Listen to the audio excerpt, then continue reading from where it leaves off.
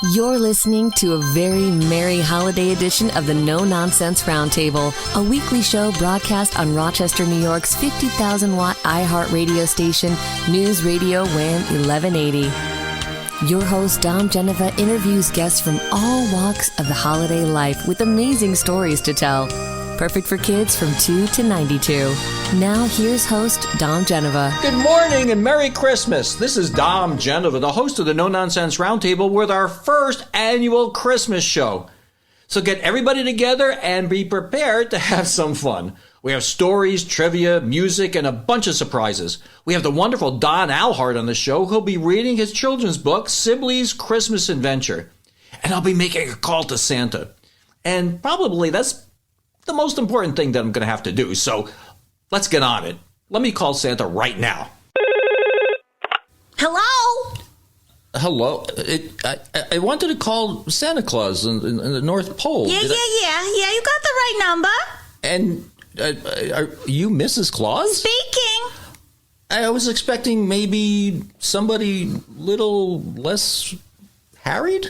Oh, please, it's December 26th or 25th. I don't even know. Oh, honey, it's been a hot mess here, believe me. Well, Santa's expecting my call. This is Dom Geneva from the No Nonsense Roundtable. We had something scheduled in for this morning. Dominic, how are you? Oh, you know me. Nice to see you. We know everyone.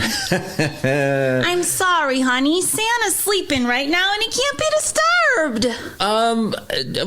Well, when do you think he might be able to? I don't know. He's been up all night. You know what I'm saying? Yeah. Now everything is up to me to clean up. I have to clean up everything. I never thought of that. Oh, believe me, there's so many uneaten cookies, worn out reindeer, cranky owls. I love the guy dearly, but you be married to someone for a few hundred years and see if it's all hot chocolate and candy canes. I can imagine that might be a little bit of a challenge. I'm sure, but you love the guy dearly, right? Oh, of course, he's got a heart of gold. But when you're married to someone, they get a little bit on your nerves a little bit after the first 100 years. You know what I'm saying? You say, what are you saying? You'll have like a pet peeve with Santa? Well, I did fall in love with his laugh all those years ago, but I keep hearing ho, ho, ho, ho every day, every minute, and it's really driving me crazy. Well, you make a very good point there. I mean, who else says ho, ho, ho? Well, between you and me, do you want to know what he wanted to do? What? He contacted the producer of Everyone Loves Raymond. And he asked them, he tried to actually cajole him to get the laughing track to say, ho, ho, ho. What? Wait a minute. I almost did ho, ho, ho. Oh, you did, but... Not to that extent. Not to that extreme, and you know how well that was received. Well, it looks like I'm just going to have to call back a little later on. Yeah, probably I could see what happens in the next, I don't know, maybe I could text you. Yeah, you text me when you think it's appropriate. We'll call him back. I absolutely understand why he needs his rest this morning. And good luck to you dealing with all those things, especially the elves must be really kind of cranky. The elves are so cranky. They don't even want to sing. They just want to complain about everything. I have to put extra cinnamon in their cocoa just to make them a little bit happier. I had to tuck them all into bed, and now who has to clean the dishes? Me. Then I get to sleep, hopefully. Well, Mrs. Claus, it's been good talking to you, and I hope to talk to you again. But you text me, and we'll call Santa at the appropriate time. All I have to say is, Dominic, Merry Christmas. Merry Christmas. Really sounds like Mrs. Santa has her hands full. Kind of concerning about the elves, though. I think maybe I should give their union hall a call. Maybe we can sort this out. You know, we have great negotiation skills at the round table, so let me see what's going on with the elves. Hello, Union Hall, Ralph Elf speaking. Is it Elf Ralph or Ralph Elf or Elf Ralph? Or I mean, what's all of the above. Elf Ralph. You sound a little perturbed. I mean, Mrs. Claus was saying something about a little bit of a problem in the Union Hall. Well, she's a nice lady, but she's always putting a lot of cinnamon in our drinks, and we're sick of cinnamon. And besides, do you know what it's like to be 2 feet tall and have to load up a sleigh? It takes 88,000 of us. So are you saying you have supply chain issues this year? You think chips are bad? You ought to see what we have to go through. Well, is there anything else? I mean, you've become very popular. There's the shelf on the elf. Elf on the shelf on the elf is the elf on the shelf, too. Don't get me going on that elf on a shelf. I'll tell you, boy. It's really hard to sit there all Christmas season and not say a word. And then you see Santa come in and, it just gets under my skin. I wish they'd never invented that Ralph on an elf or whatever. It bugs me. Well, is this like Toy Story, where you guys have to be completely motionless, and then when people are gone, that you're out and running around? Does it work the same way as that? I can't even sneeze when they're around. Oh, that must be awful. It is. Have you ever tried holding a sneeze for 3 days? No. But then again, I've never had to either. So. I nearly exploded. Now, there's a union hall. Do you have union rules and wages and stuff like that? We do collective bargaining, but it doesn't really do any good because no one else will hire us anyways. It's probably hard to get away from the North Pole to find a gainful employment within commuting distance, I would think. People don't want to hire you when you're 2 feet tall. Well, that could be a discrimination thing. You might, what? There are plenty of lawyer firms on TV you could call, probably. Oh, I need a lawyer. Yeah. The whole hall needs lawyers. I gotcha. But we're going on strike, I think. Well, you have 364 days until you have to load the sled again, so. We would do that, but then all the little boys and girls would be disappointed that we haven't made toys for them. Well, you have quite a conundrum there. We do. Oh, okay. Well, thank you for what you do, and we all appreciate it, especially the little boys and girls. And, good luck with your collective bargaining this year, and we wish you the best. And I hope you don't have to hold a sneeze for 3 days. It was nice talking to you, and thanks for talking me off the shelf. Well, that was certainly unexpected. Well, since we can't call Santa right now, and he's taking his nap, we have a little extra time. Do we have anybody on the phone?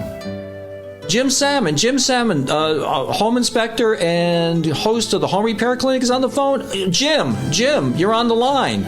I'm glad you called in. Tell me, what's going on? Well, good morning, Dom, and Merry Christmas to you and your lovely family, and to all of the wonderful listeners to the No Nonsense Roundtable here on News Radio Wham 1180. It dawned on me last night might have been a little tough on many of the roofs in our area due to reindeer and sleigh damage as Santa made his rounds. Reindeer have large hoofs with 2 toes and 2 dew claws, and their hoofs are about 5 inches in diameter, which means they can easily tear into asphalt roofing material. Last year, Donner, Blitzen, and Dasher put their hooves right through our roof. Comet and Cupid were so upset that Vixen and Prancer had to calm them down before they could take off again. Santa's sleigh, on the other hand, can really slice up a roof with steel runners, which he has sharpened each year after the millions of miles he travels on Christmas Eve. I remember one year here at the Salmon Ranch, the wind was blowing like crazy from the west, and Rudolph was coming in a little hot and slammed right into the ranch roof, causing all kinds of mayhem. Santa flew out of the sleigh with presents all over the roof, and the reindeer all upset again. Well, needless to say, all is good. All the presents were delivered on time, all the repairs were made, and at the Salmon Ranch, well, we have a new stone-coated steel metal roof from the Metal Roof Outlet, and Santa loves that new roof. Thank you, Dom, and Merry Christmas, and Happy New Year, and have a happy, damage-free night.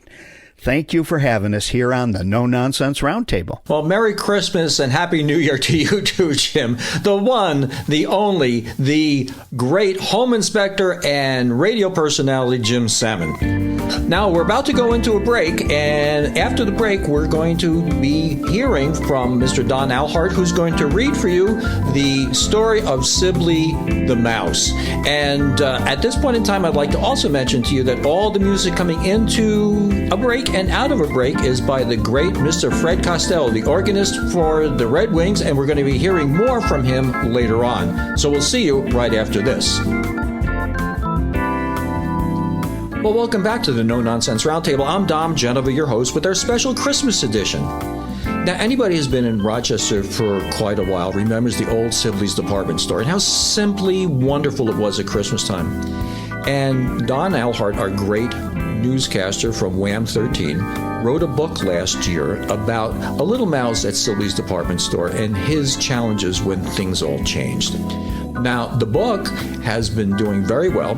All the profits go to charity, and Don has agreed to read the book to you here. So I thank Don for doing that, and without any further ado, Don's rendition of Sibley's Christmas Adventure.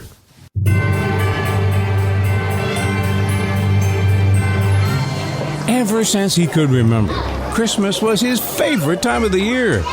After all, that's when he got to see Santa Claus himself.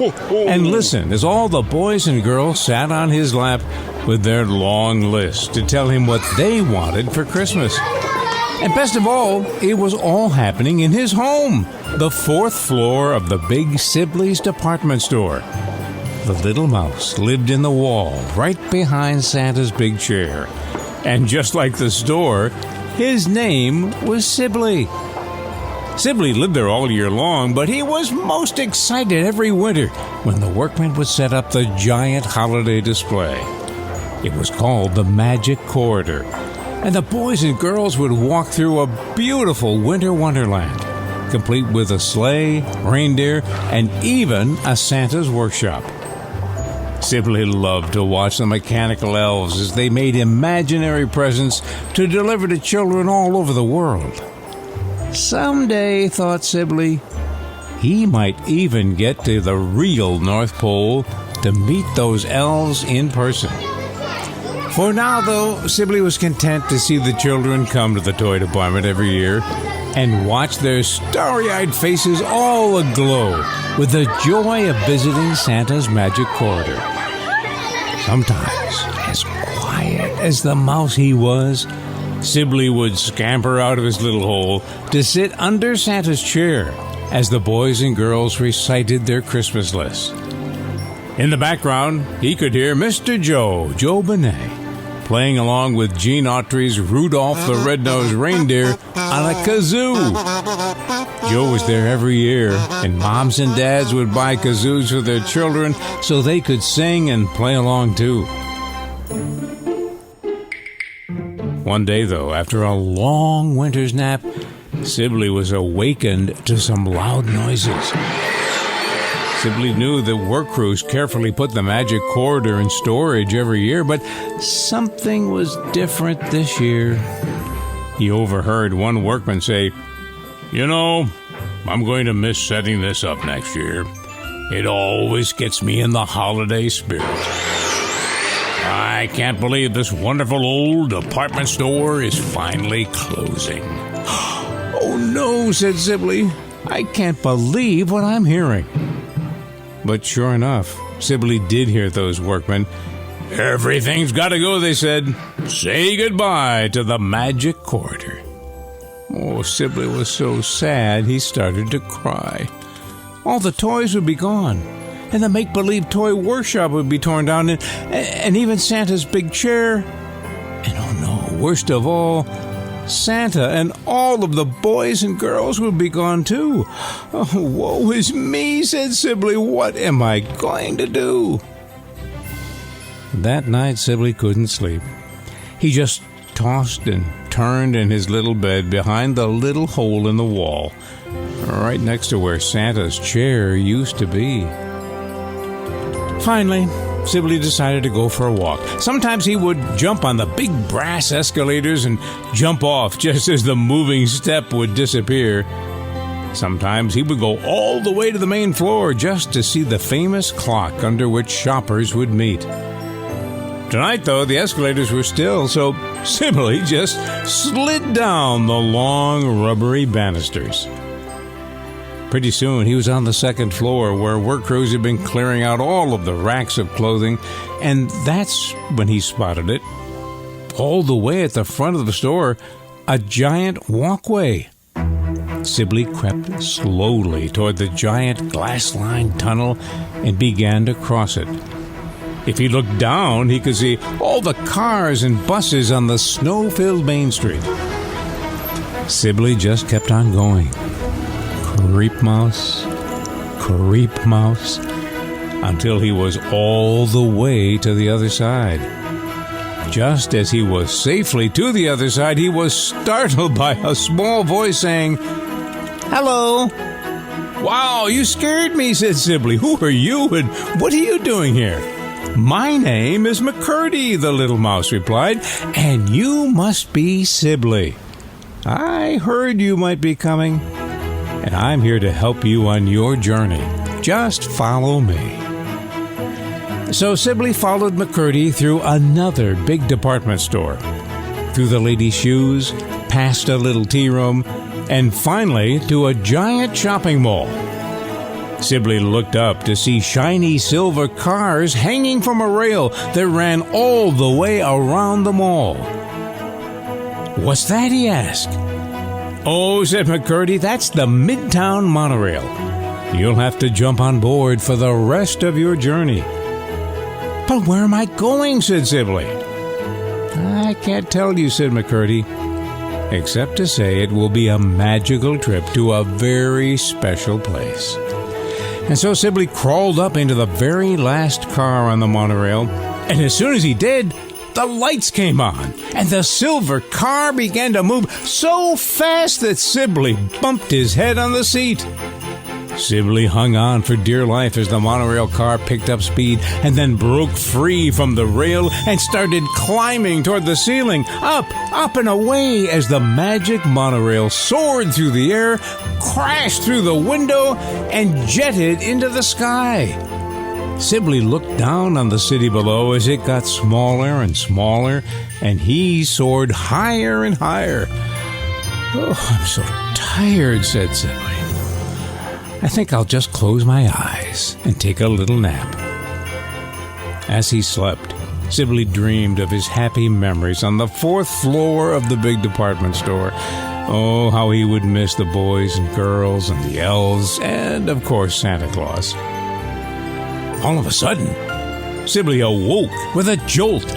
The monorail had come to a stop. When Sibley looked out the window, he thought he was still dreaming because he saw the reindeer, Santa's workshop, and yes, even Santa Claus himself. "Where am I?" he said. "What happened?" And that's when he heard Santa say, "Hey, Sibley, I thought you would never get here. Welcome to the North Pole." As Sibley looked around, he saw that everything was just as it was on the 4th floor of the department store. There was even a little mouse hole right next to Santa's big chair. Sibley crawled in it to take another nap, but was soon awakened by voices, little voices, this time as boys and girls lined up to tell Santa what was on their list. And then he heard it. He couldn't believe his little ears. The sounds of Rudolph the Red-Nosed Reindeer as the boys and girls serenaded Santa with their kazoos. Sibley slowly crept out of the hole and nestled himself beneath Santa's chair.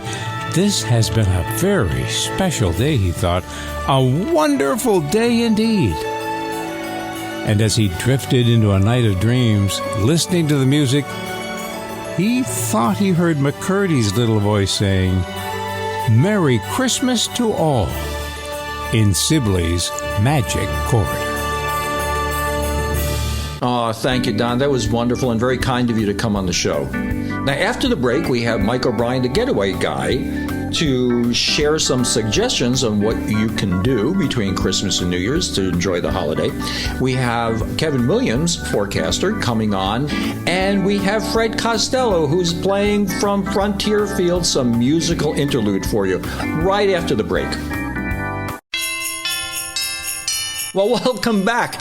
You're listening to the No Nonsense Roundtable Christmas edition. This is Dom Genova, your host, and sitting here waiting for a text from Mrs. Claus to tell me when Santa's woken up and I can call him. Not quite yet. But that doesn't mean we haven't gotten any texts. I got a text while we were listening to the news, and the text is from Travis Piper, the founder of the Monsignor Schnacky Community Players in Mendon, associated with St. Catherine's Church.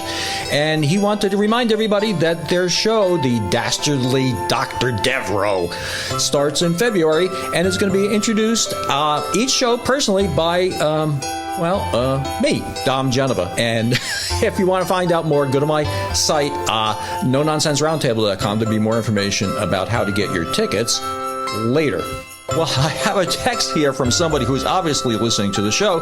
It's from the Women's Auxiliary at the St. Maurice of Purina Church.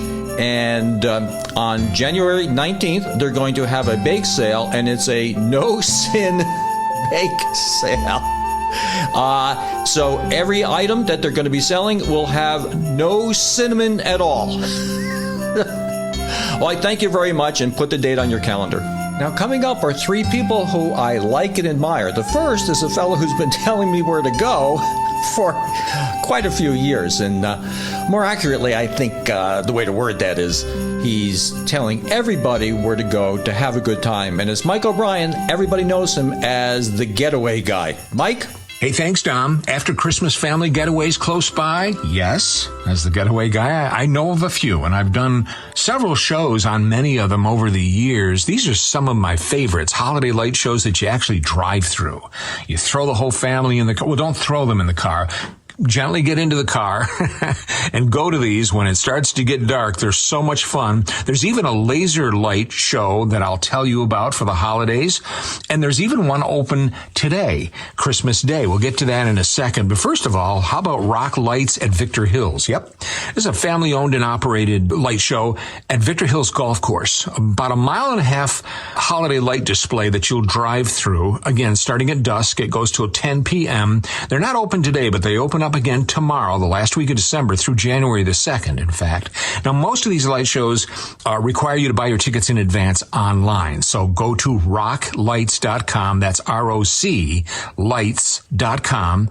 $30 a car, $5 from each ticket sold goes toward CURE, Childhood Cancer Association, right here in Rochester, which is a great cause. That's Rock Lights at Victor Hills. Nice operation, and you'll get into the spirit if you didn't get it already, beginning tomorrow. Now, here's one that's open today. If you wanted to get in the car, go for a little ride about an hour out of Rochester, Lights on the Lake on Onondaga Lake Park, Liverpool, New York. They're open from 5 to 10 p.m. Today they're open, and again, they'll go through the week. Online tickets only in advance. It's a 2-mile drive through here. The Land of Oz, the Fantasy Forest. They've got it all going on. $20 a car today and tomorrow, and then much cheaper through the week. Lightsonthelake.com. That's where you'd go. Lightsonthelake.com.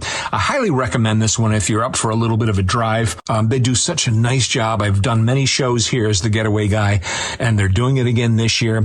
Again, about an hour out of Rochester at the Liverpool Thruway exit. This is Mike O'Brien, the Getaway Guy, on the No Nonsense Roundtable. Oh, by the way, if you didn't find one of my 50 day trips travel books in your stocking this morning, I can't believe it. Anyway, I have some more, and I'll sign them to whoever you want to give them to. Just let me know what you need, and I'll take care of you. Mike, the Getaway Guy at gmail.com. We're doing some very unique holiday light show getaways when you and the family want to get out of the house this week. I hope that helped you out. Thanks, Dom, for having me on the No Nonsense Roundtable on News Radio Wham 1180. I'm Mike O'Brien, the Getaway Guy. Merry Christmas. Thank you, Mike. Merry Christmas, and have a wonderful New Year. Are you disappointed there's no white Christmas? Do you want snow? Do you like snow?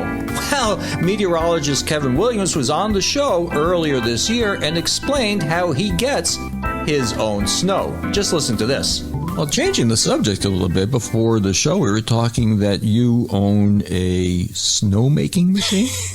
I do. It's time to talk about the snowmaking machine. Well, my motto, Dom, is you can never have too much snow. So, God forbid. Some many years ago, I did purchase a snowmaking machine. And of course, my neighbors, I live in a cul-de-sac, they thought it was absolutely Looney Tunes.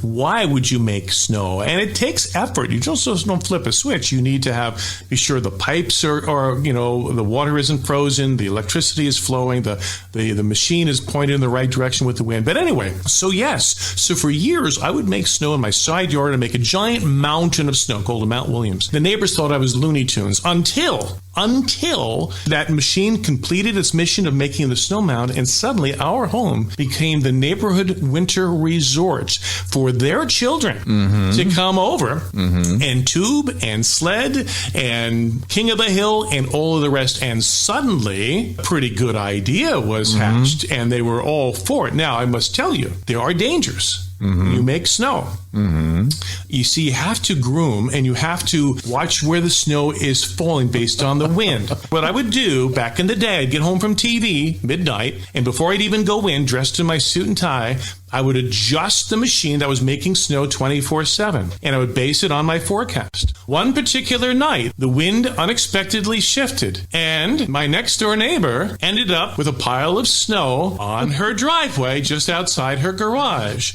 She, leaving early for work the next day, her hearing a nice, clear forecast, opened the garage door and saw this mound of snow blocking her way. She had no idea until she saw my lighted snow machine next door blowing snow away. So you do have to be wary of where you're blowing your snow. But yes, I did make snow. Snow is a wonderful thing. Well, thank you, Kevin. And I'd like to remind everybody that they can go to YouTube, follow meteorologist Kevin Williams, and get Kevin's forecast every weekday. I have a message from the National Association of Flute Players. I'll read this verbatim. Notwithstanding a popular Christmas song, pounding a drum in front of a newborn is just not as soothing as a flute. See your local flute player today. Now, next up is somebody who everybody knows and everybody loves, jazz musician and organist for the Red Wings, Fred Costello. Now, Fred just sent me a text going, "Hey, Dom, where is everybody? I thought they were going to be at the stadium." We all know what a tease he is. Here's Fred playing Let It Snow.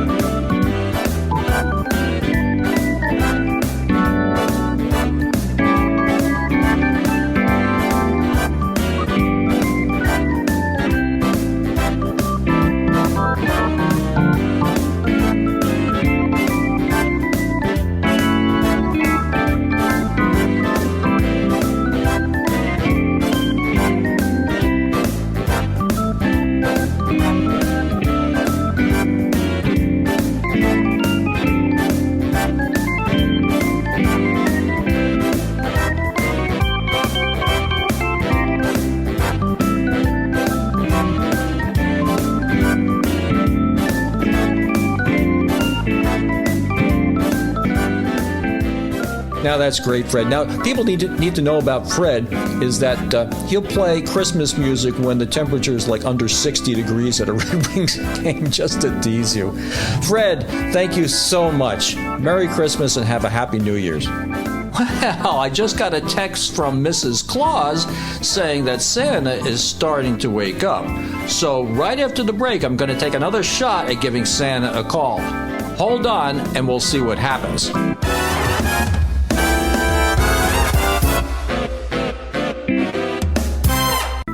Okay, I just got the text, so I guess it's time to call Santa.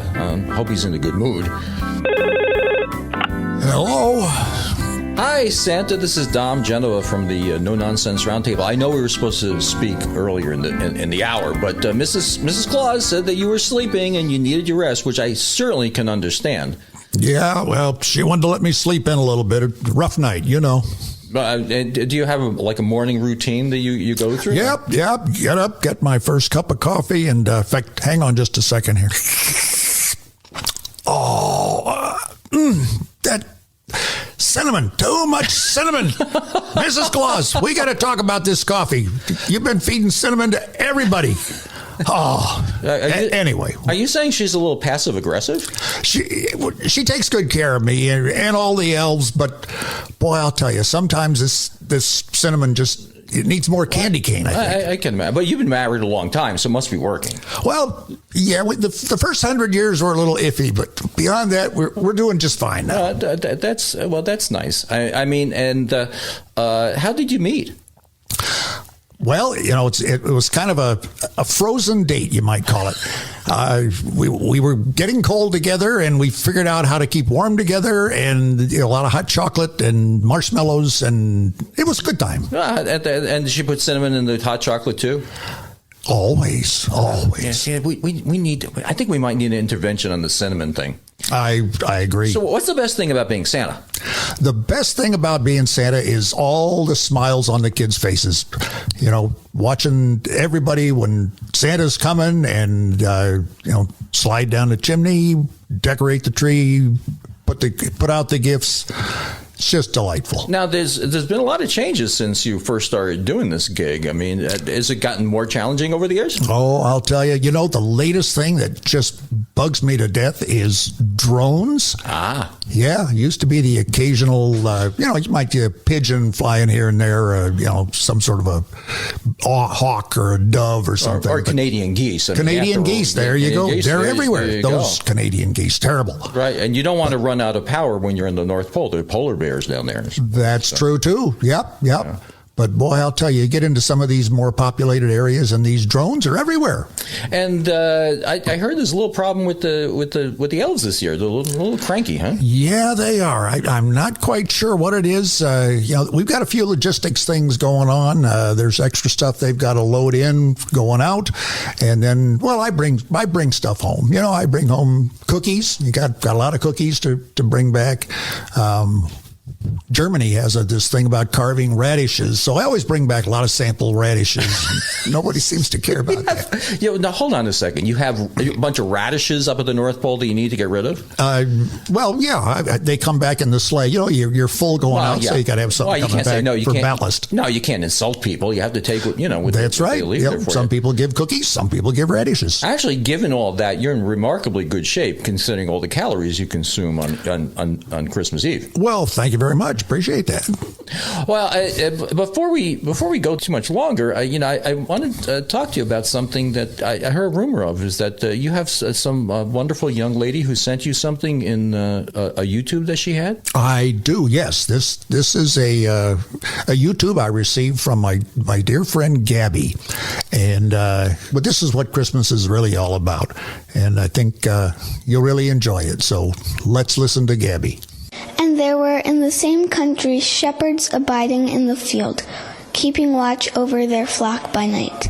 And lo, the angel of the Lord came upon them, and the glory of the Lord shone round about them, and they were sore afraid. And the angel said unto them, Fear not, for behold, I bring you good tidings of great joy, which shall be to all people.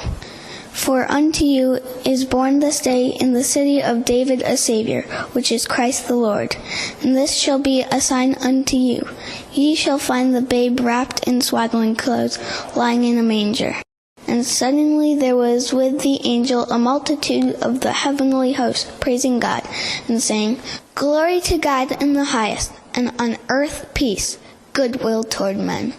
Santa, that is just absolutely wonderful. You must have been very happy to get that. Yes, I was. They say it's better to give than to receive, but in this case, the receiving was delightful. Well, Santa, I have one for you, too. A good friend of the show is a fellow by the name of Scott Mayo. Now, Scott's a Rochester fellow. He's gone on to great success as a musician, a composer, and producer. He lives in L.A. now, and he's performed on one of Paul McCartney's albums, and he was on The Voice just a couple of weeks ago. He's a very successful fellow. And I called him up and I asked him to compose something just for our show today. And this is what he composed and sent to us.